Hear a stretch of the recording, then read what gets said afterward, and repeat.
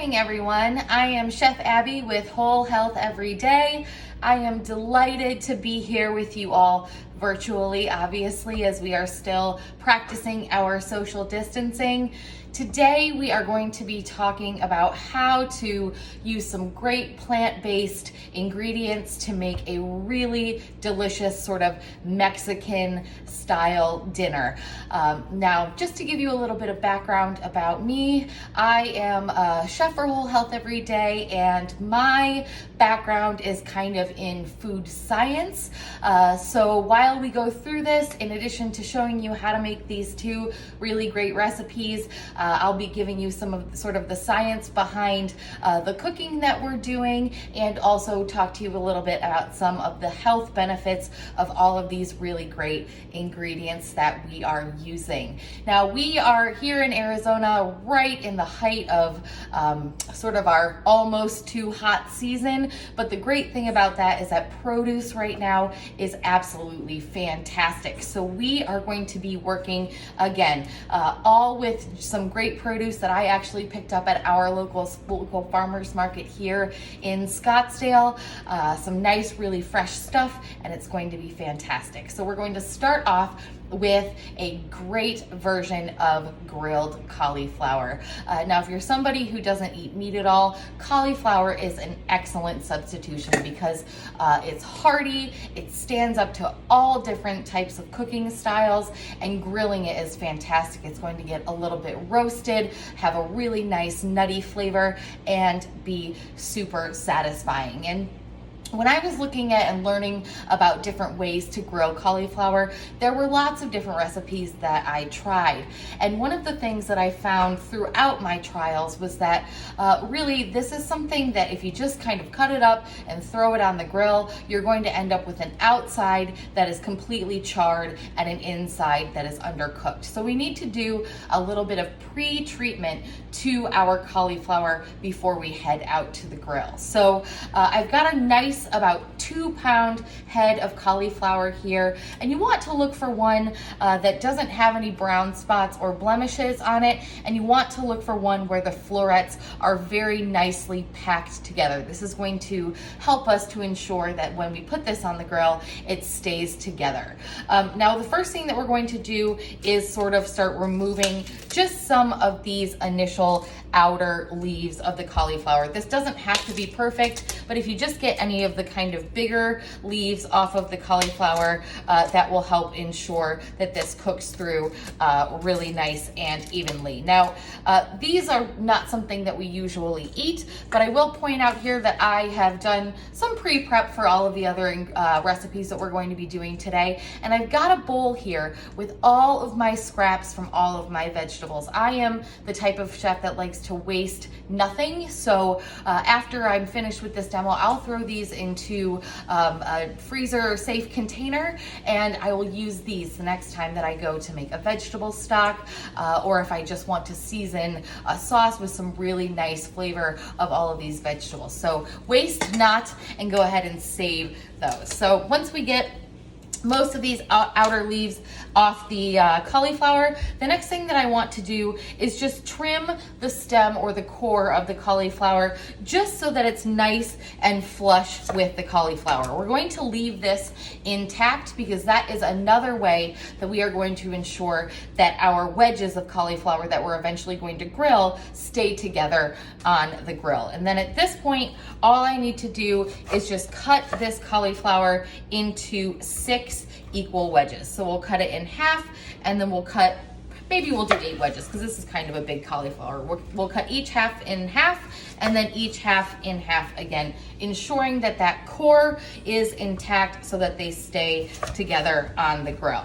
Now, again, one of the things that I said about this recipe was that if you just put some oil on this and threw it on the grill with some salt and pepper, you're going to end up with a cauliflower that is overcooked on the outside and not cooked through. So we're going to do 2 steps here. First, we're going to season the cauliflower, but we're also going to give it a head start by microwaving it. So I have got 2 cups of water here, and to the water, I'm just going to add some kosher salt, about 1/4 cup of kosher salt, and also 2 teaspoons of sugar. Now, If you are somebody who is trying to omit sugar from your diet, that's absolutely fantastic. What the sugar is going to do here is it's going to actually help the browning process on the cauliflower. But if you're not eating sugar, you could absolutely omit the sugar and then add about a half a teaspoon of baking soda. Baking soda also helps to promote browning in food. So once you get the sugar and the salt or the baking soda in the water, we're going to just dip our pieces of cauliflower into the water. What this is going to do is season them, and the water is going to provide a little bit of moisture because we're going to put these into the microwave and we're going to give them a head start, steaming them in the microwave for about 15 minutes. So I've got a plate at the ready here. And I'm just going to make sure that my pieces of cauliflower are nicely submerged. No need to make sure that they're really dry at this point. A little bit of extra moisture on that cauliflower will also help this steaming process that we will be doing with these pieces. Now, the only other thing that you'll need for this part is a microwave safe bowl. So I've got just a plastic bowl here. We're going to cover the cauliflower with the bowl, and we're going to pop this in the microwave for 10 to 15 minutes until the cauliflower meets no resistance when pierced with a paring knife. So I'm gonna pop this into the microwave and be right back with you.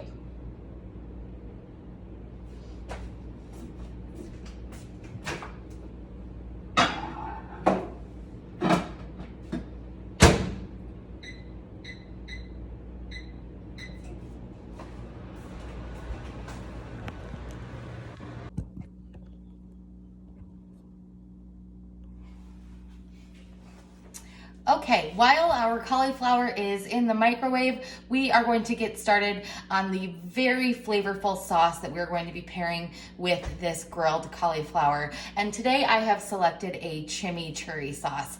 Now, if you're not familiar with chimichurri sauce, it's filled with herbs, garlic, bright fresh flavor, and pairs really well with the kind of meatiness and savoriness of that cauliflower. So we're going to start by prepping a couple of the ingredients. This is a super quick sauce, comes together really fast in the food processor, and it's just kind of a great way to incorporate lots of different herbs into your diet. So we're going to be using both some parsley and some cilantro, and we'll talk about those in just a moment. But one of the other sort of quintessential components of a chimichurri sauce is some garlic. So pretty garlic forward. I've got 6 whole cloves of garlic here, and I want to mince these.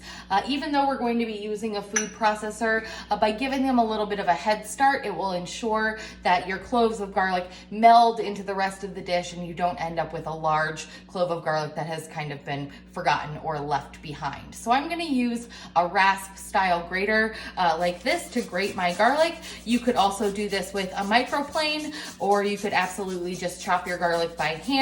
Obviously that would take a little bit longer, but the reason that I'm doing this right before I'm about to use it is because I want to control how garlicky this dish tastes. And there's a compound in garlic that's called allicin. And that is the compound that actually gives garlic its flavor. And sometimes when not treated properly, it's overly harsh flavor. So the thing to know about this compound is that it doesn't start forming in a clove of garlic until the cells of the garlic are ruptured. So if you are a home cook that likes to prepare your ingredients in advance, I think that's fantastic. I think that's the way that you get a meal on the table all at the same time, but you want to wait to actually cut or chop your garlic until you're ready to use it. You can certainly peel your cloves, take the skin off, that's fine, but you don't want to chop them until right before you're ready to use them. That's also why I never recommend taking the shortcut of buying garlic that's already been minced that you can find in the grocery store. It's really quite an inferior product. If you can find whole heads that are packed in a vacuum sealed bag that are already pre-peeled, that's absolutely fine, but you just don't want to buy the stuff that's in the jar that's already minced. So 6 cloves of garlic are going to go into my food processor with the parsley and the cilantro and just a couple of other ingredients. So in goes the garlic. For the parsley, parsley and cilantro are both what we consider to be delicate herbs. In the herb world, you've got delicate herbs and you've got hardy or sturdy herbs. Delicate herbs are things like parsley, cilantro, tarragon, basil, herbs that usually are often used as a finish or as a garnish, as opposed to a hardy herb like something like rosemary or thyme or fresh oregano, which would usually go into a dish at the beginning of cooking so that it has time to flavor the dish, and also for those kind of very bold flavors that each of those herbs have to mellow out a little bit. Now, with parsley, you only want to use the leaves. The stems of parsley tend to be very bitter, so you do need to take some time to pick the leaves off of the stems when you're working with parsley. And this is 1 1/3 cup of loosely packed leaves of parsley. And for me, that took about 3/4 of a bunch of parsley in there. Now we're also going to use some cilantro, and the difference between cilantro and parsley is that unlike parsley where the stems are bitter and inedible, cilantro stems actually have a ton of flavor and are very, very sweet. So whenever I'm working with cilantro, what I like to do is just tear off that kind of very bottom end of the cilantro that tends to be a little bit woody, but the rest of it can go right in there and it will make your dish taste absolutely fantastic. In addition to this, we're also going to be adding some dried oregano. Now, dried oregano has a pretty deep, bold flavor. So the first thing that I'm going to do is dissolve or mix my dried oregano in just a little bit of warm water. I'm also going to add some salt to the water and oregano mixture, and we're just going to give this a little bit of a whisk. This is just going to give that oregano a little bit of a head start, allow those leaves to start hydrating a little bit, and it will also sort of allow those flavors to bloom and mellow out that really intense oregano flavor. Now, you could absolutely make this recipe using fresh oregano. That would be fantastic, but know that you're going to have to use significantly more than the 2 teaspoons of dried oregano that I used here. Fresh oregano is definitely significantly less potent than dried oregano. Usually the kind of rule of thumb is that dried herbs are about 6 times more potent than their fresh counterparts. So you would have to use more like a couple of tablespoons of dried oregano to get the full flavor that you would get out of the 2 teaspoons of dried oregano if you were using fresh oregano. So in that goes as well.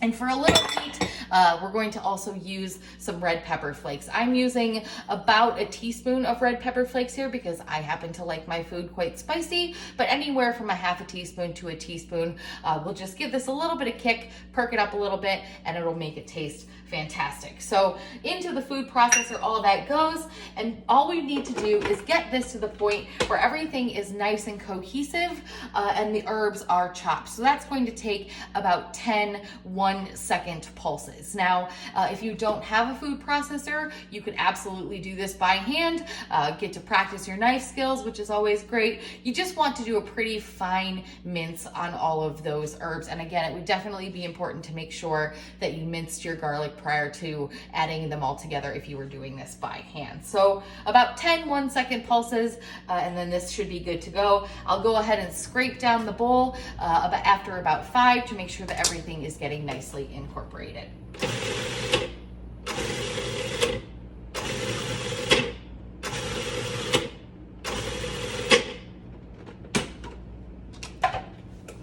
Give it a scrape here, coming together really nicely.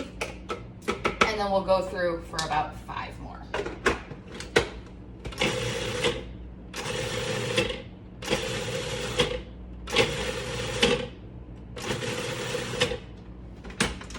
All right, that looks and smells absolutely delicious. It's really bright, that beautiful green color just kind of makes this very visually appetizing as well. But we've got one final ingredient that we will add to this, and that's a little bit of good, high quality extra virgin olive oil. Now, when I'm working with extra virgin olive oil, I always like to, especially if I'm using a food processor, process whatever ingredients that are not the olive oil in the food processor, and then whisk in the extra virgin olive oil by hand. And that's because I find that the blades of the food processor are just a little bit too efficient to kind of keep that really bright flavor of the extra virgin olive oil, which is pretty delicate. So I like to add it by hand, because if you process it in the food processor, it tends to take away some of those fruity, really great notes that extra virgin olive oil has, and makes it taste a little bit bitter. So I've got a half of a cup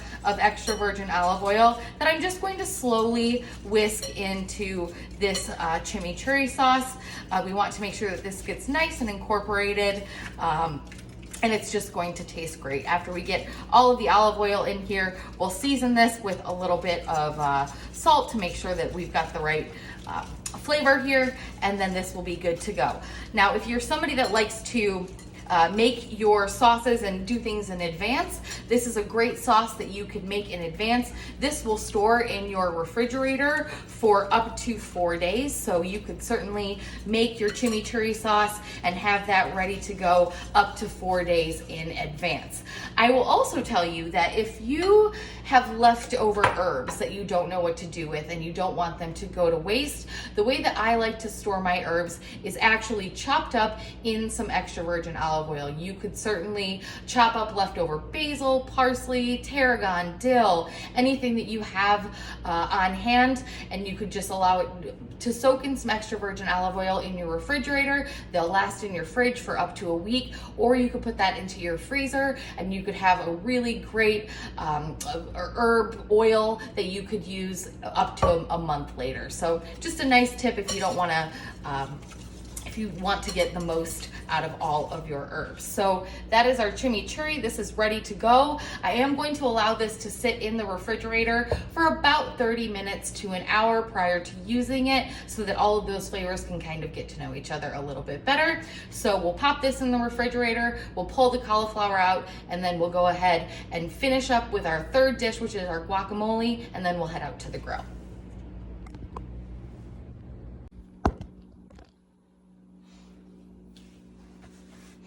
Okay, so we are going to start with the last component of this, which is our guacamole. Now, especially here in Arizona, guacamole can pretty much be found on every single menu, and there are lots of kind of creative, crazy things that people do to their guacamole, but this is what I would consider to be my favorite version. This is actually my own recipe, and it's a pretty traditional bare bones version of guacamole where the avocado is the star of the show, and we're not adding a whole bunch of other different ingredients into this. So this is a 5-ingredient guacamole. We've got onion, jalapeno, tomato, lime, avocado, and then of course salt. So maybe a 6-ingredient guacamole. But one of the things that I find to be kind of a hallmark of a really good guacamole is the way that the onions are treated. I find leaving pieces of raw onion in guacamole to be a little bit off-putting.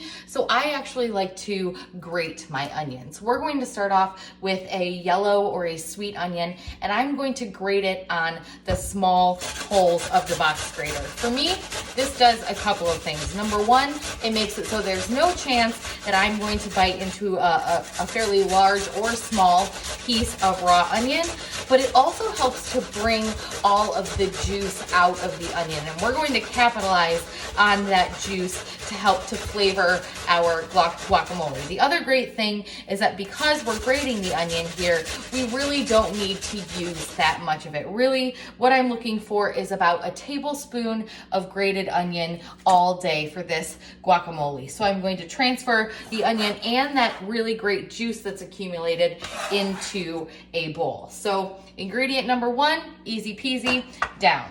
Now the next thing that we're going to work with are our jalapenos, and this is where you certainly have an option. I mentioned that I tend to like my food on the spicy side, so I'm going to leave the ribs and the seeds of the jalapeno in. But if you are somebody that prefers your guacamole or your work with chili peppers in general a little bit on the milder side, if you remove the ribs and the seeds from the pepper, that will help to ensure that the heat is not as intense, because it turns out that the ribs of a jalapeno are actually about, I'm sobbing right now, literally sobbing.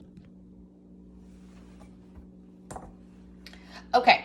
Next up, we're going to work with our jalapeno. Now, I am the type of person that tends to like my food a little on the spicier side, as I mentioned earlier. So I am going to leave the ribs and the seeds in my jalapeno. But if you are somebody that likes the flavor of chili peppers, but doesn't necessarily want that kind of blistering heat, simply removing the ribs and the seeds from the pepper will help to mitigate its heat. Because it turns out that in a jalapeno, or in any chili really, the ribs are about 100 times spicier than the flesh, and the seeds are about 15 times spicier. And that's because there's a compound in peppers called capsaicin, and that compound is what gives a pepper its heat.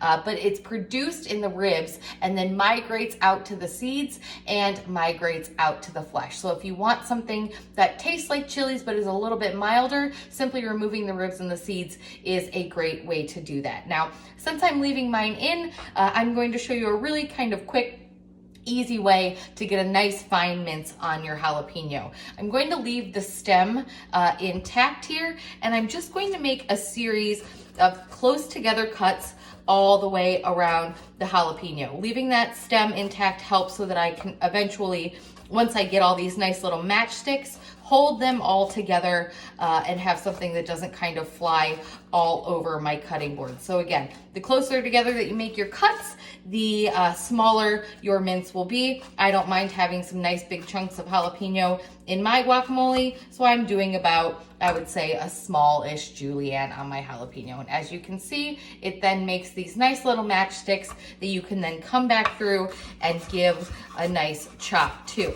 Now, the other thing to know about peppers is that unfortunately, there is no visual cue to determine how spicy a pepper is. I used to kind of be under the assumption that if a jalapeno was red, it was going to be spicier than a green jalapeno. And that's not the case. A red jalapeno has just been allowed to ripen on the vine a little bit longer. So really, unfortunately, or fortunately, the only way to determine the heat in a pepper is to taste it or to find a loved one and ask them to taste it and then wait for feedback. Either one will work just fine. So jalapeno goes into the bowl with the onion, and now we're going to add some kosher or some coarse salt to this. Just a little bit, maybe about 1/4 teaspoon of kosher salt into the bowl, and now I'm going to muddle. I'm using a meat pounder here to do this today. If you don't have a meat pounder, you can do this with a muddler. If you have a muddler, you could probably get away with doing this with a fork as well. But what we're looking for is to start releasing some of those juices in the jalapeno, which will then permeate through the guacamole and give this a really nice chili flavor to this guacamole. So once you start to see some of those pieces of jalapeno start to break down, that's your cue that you can go on and move to the next step. You'll also notice that that liquid from that onion is going to turn a nice bright green color, and it's just going to taste absolutely fantastic. So we'll pop that to the side for a second and then deal with the tomatoes. Now I'm using Roma tomatoes for my guacamole. You could use any type of tomato you wanted. If you were kind of swinging for the fences, you could certainly do this with a really beautiful heirloom tomato. I like Roma tomatoes for this because they tend to be a little on the firmer side. And what I'm going to be doing is only using the outside of the tomato. That inner part of the tomato that has the seeds and the gel tastes great, and I definitely didn't get rid of this. I will throw that into my next pot of tomato sauce. But for this recipe, I just find that that tends to water down the entire guacamole and it affects the consistency. So I'm just going to slice off the top and the bottom of the tomato, and then setting it on the bigger side, just use my knife and kind of carve around those seeds and that gel so that I get just the nice kind of outer flesh of the tomato. And then we'll take this and we'll move into a small to medium dice on your tomato. This is a rustic dish, so the size of your pieces doesn't have to be perfect. You just want to make sure that you're cutting it small enough that it's manageable when this eventually goes on a tortilla chip as the final product, which is guacamole. So then we'll take all of our little planks that I've made here and just come right on down through and just give them a nice dice. Again, doesn't have to be perfect, any size you want. If you want them a little bit larger, a little bit smaller, that's completely up to you. So they go into the bowl as well. I've got some here that I've already done.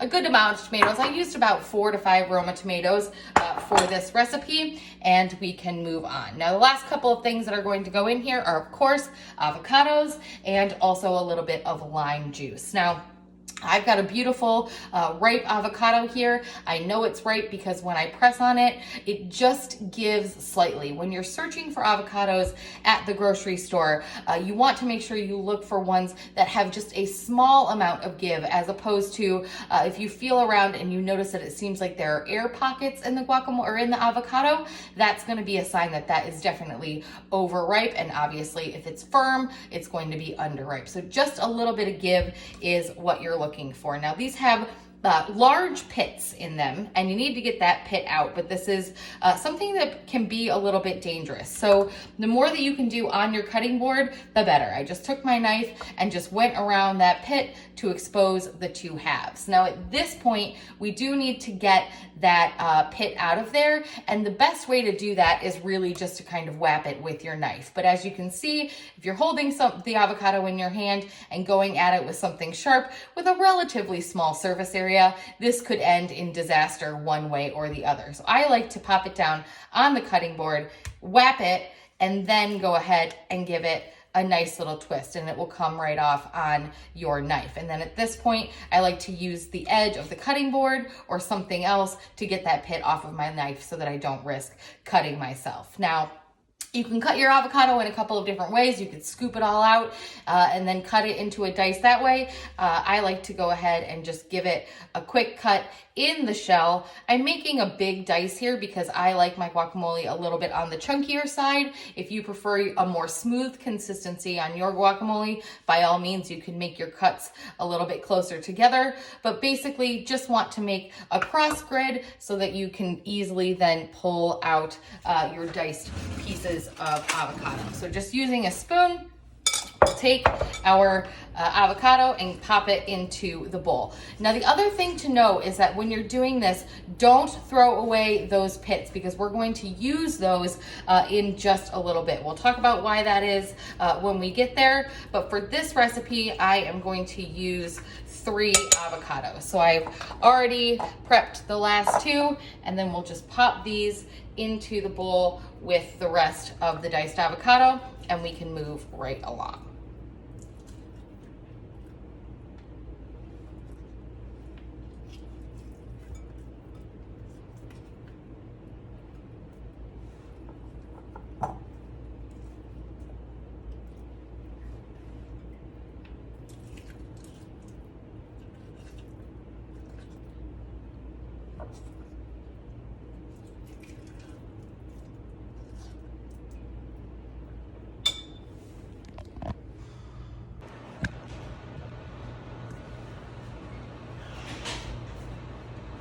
Okay, avocados are in the bowl, so the last thing that we need to do is add a little bit of acidity, and of course, we're talking about the lime. Now, I'm not going to use this whole lime. I usually like to go a little bit at a time and then taste it to make sure that it's nice and balanced and that the lime doesn't overpower. So when I'm shopping for limes, or if you're getting limes out of your garden, you'll want to, if you're going to be juicing them, you want to look for limes that have a nice thin skin and a little bit of give. That's how you're going to get the most juice out of your lime. And I'm just going to give this a quick roll on my cutting board to get all of those juices kind of free flowing in there, and then we can add it. Now, the other thing that I will tell you is that if you don't have a juicer, which I do not, the easiest way to get a lot of juice out of a piece of lime is to not cut it in half like we normally think of, but cut it a little bit off center from the stem. So I like to just go off center on both sides, which will allow me to expose decompose 2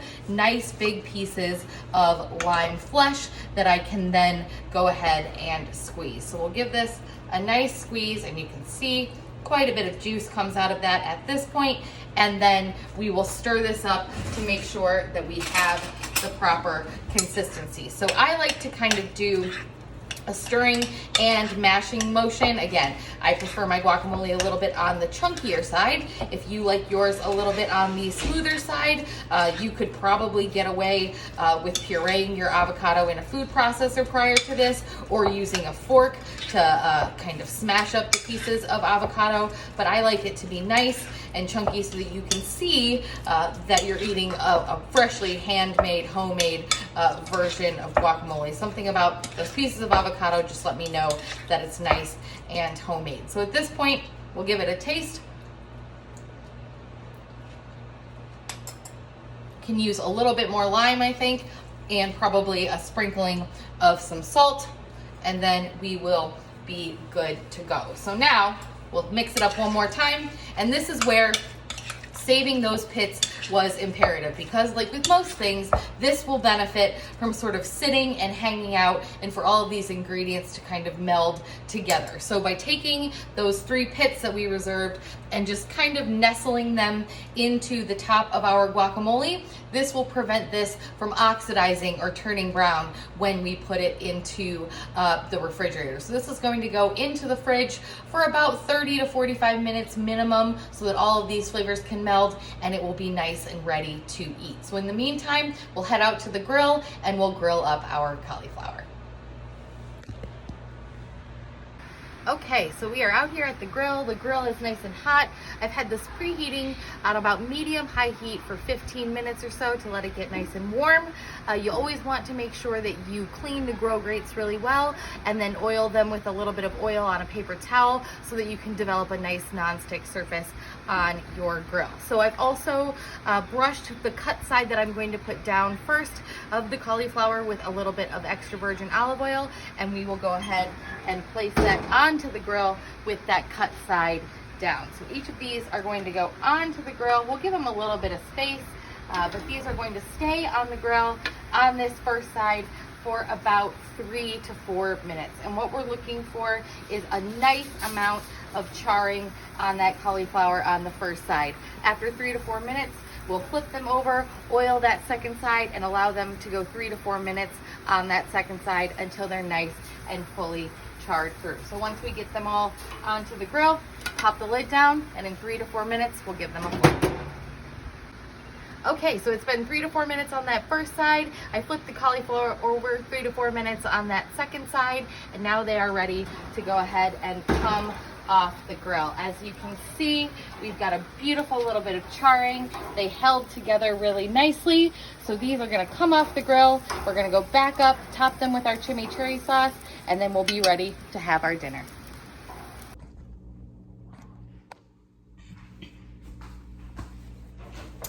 We are back in the kitchen. I've got the guacamole ready to go. I very simply garnished our guacamole with a little bit of fresh chopped tomato and a couple of sprigs for cilantro, just to give it a little bit of a fancy sort of finishing touch. Our grilled cauliflower steaks are ready, so the last thing that we need to do with these is just garnish them with some of this awesome chimichurri sauce. You can put it over top, you can kind of drizzle it down around the sides and then a little bit over top as well. However you like to do it, just make it pretty. Anytime there's sort of a visual difference on the plate, makes it look like a piece of artwork. And then the last thing that we will do is just take a half of a lime and we'll garnish this with a little bit of lime, should you want to add a little bit more sort of bright citrus flavor. So that is our grilled cauliflower steaks with chimichurri sauce, our fresh made guacamole. Thank you so much for being here with me today. Thank you very much to Fountain Hills Community Garden for allowing me to do this demonstration for you. If you want to learn any more information about Whole Health Every Day, please go to our website, wholehealtheveryday.com. We offer in-home meal prep, all sorts of different services, specifically services based on dietary restrictions and specialty diets. So if that's you, go ahead and check us out. And even if you just want to have somebody cook your meal for for you, we'd be happy to do so. Thanks so much for joining me. My name's Chef Abby. Have a great day.